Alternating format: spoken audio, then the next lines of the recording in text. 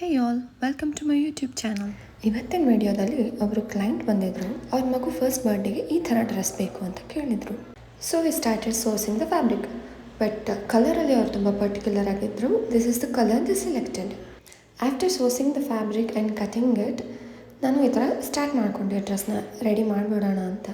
ಕಸ್ಟಮರ್ಗೆ ಫ್ರಾಕ್ ತುಂಬ ಫ್ಲಫಿ ಆಗಬೇಕಾಗಿದ್ದರಿಂದ I used almost 4.5 meters of net fabric here.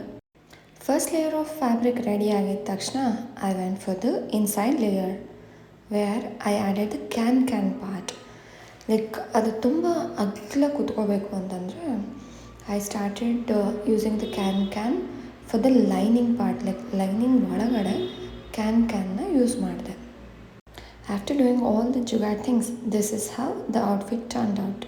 ಈ ಡ್ರೆಸ್ಗೆ ಕಾಂಪ್ಲಿಮೆಂಟ್ರಿ ಆಗಿ ಒಂದು ಹೇರ್ ಬ್ಯಾಂಡ್ ಕೂಡ ಮಾಡಿದ್ದೆ. ನೀವು ನೋಡ್ತಾ ಇದ್ದೀರಾ, ಲೈಕ್ ಯಾರ ತುಂಬ ಚೆನ್ನಾಗಿ ಬಂದಿದೆ.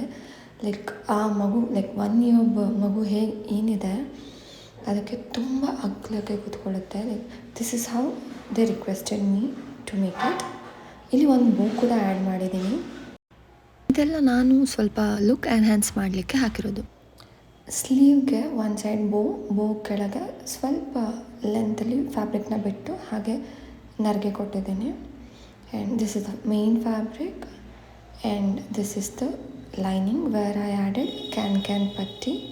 And next the part comes like lining with a can. So these are the things making it fluffy. ಕಸ್ಟಮರ್ಗೆ ತುಂಬ ಖುಷಿ ಆಯಿತು. ಲೈಕ್ ಅವ್ರು ಹೇಗೆ ಹೇಳಿದರು ಅದಕ್ಕಿಂತ ಸ್ವಲ್ಪ ಹೆಚ್ಚಾಗೇ ಇತ್ತು ಈ ಡ್ರೆಸ್. ನಿಮಗೆ ಹೇಗೆ ಅನ್ನಿಸ್ತು ಅಂತ ಪ್ಲೀಸ್ ಕಮೆಂಟಲ್ಲಿ ತಿಳಿಸಿ. Coming to the next part, ಈ ಫ್ಲವರ್ನ ಎಲ್ಲಿಡಲಿ ಅನ್ನೋದೇ ಕನ್ಫ್ಯೂಷನ್ ಆಗಿಬಿಟ್ಟಿತ್ತು ನನಗೆ. Then I went with middle one and this is how it's looking. ಈ ಫ್ಲವರ್ನ ಹೇಗೆ ಮಾಡ್ತೆ ಅಂತ ನಿಮ್ಗೇನಾದರೂ ಗೊತ್ತಾಗಬೇಕಿದ್ರೆ ಪ್ಲೀಸ್ ಕಮೆಂಟಲ್ಲಿ ತಿಳಿಸಿ. I will make a video on it. ಮಗು ಈ ಡ್ರೆಸ್ ವೇರ್ ಮಾಡಿರೋ ಕ್ಲಿಪ್ಸ್ನ ನೆಕ್ಸ್ಟ್ ವಿಡಿಯೋದಲ್ಲಿ ಹಾಕ್ತೀನಿ. Keep watching. Please do like, share and subscribe to my channel. Thank you.